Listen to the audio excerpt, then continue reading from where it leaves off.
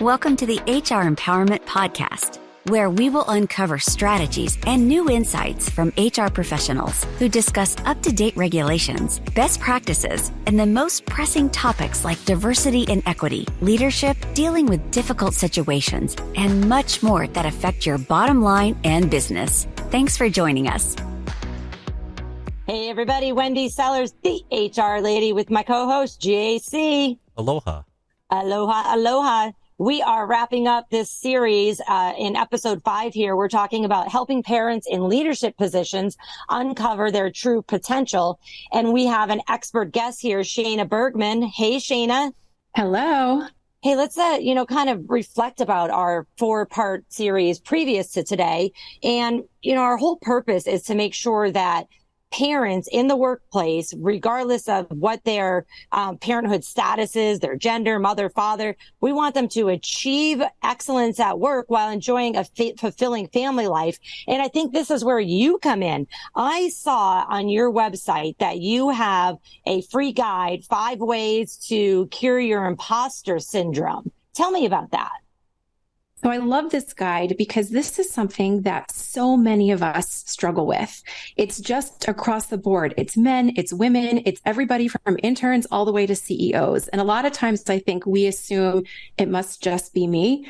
And so I love to share this guide with people. And I do encourage anybody who's interested in grabbing it, go to my website and grab it. It is a free guide for you. And it's certainly shareable with anybody that you work with or know, because so many of us suffer from this and it gets in the way of us doing what we do best, again, both at home and in the workplace. So I'll walk you through what the 5 steps are. And then if you want some more details on it, go grab that guide. But the first one is just knowing that you are normal.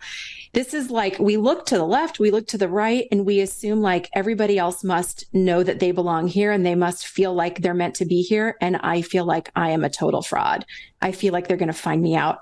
And so it's knowing that you're not alone. Everybody feels like an imposter, every single person. And it's totally normal because there are messages all over the place telling us you're not successful enough, you're not healthy enough, you're not rich enough, you're not driving the nice enough car, you're not young enough, whatever it is. And so we no wonder assume that we are not good enough for some reason. So if you are feeling like an imposter, in most cases, that means that you're sitting in the right room, you're in good company. The second piece is to really use it to your advantage and really think about how it can be your superpower. In many ways, it's really helpful to think about, I feel like I'm an imposter when I'm meeting somebody new. I feel like I'm an imposter when I'm sitting in the boardroom. I feel like I'm an imposter when I'm sitting in a room of parents that seem to have figured it all out.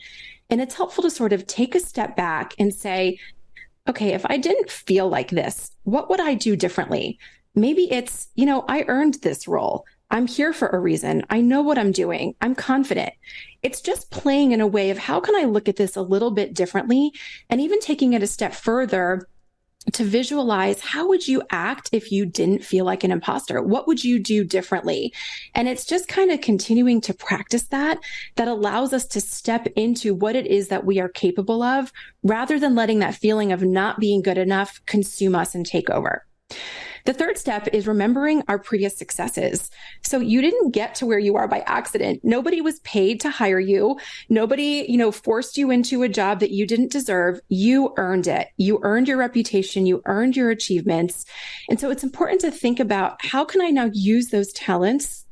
How can those talents make me stand out in some way so that we can really be able to tap into what it is that we're made of, because you are exactly where you're meant to be.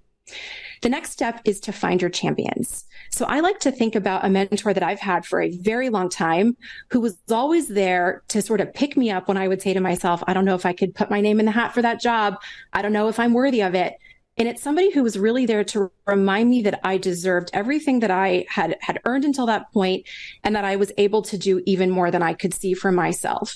So I like to think about surrounding myself with those people. And that's what I'd recommend as well. Who can you call who can give you a gentle kick in the tush to move forward with confidence, knowing that you were made to be exactly where you are?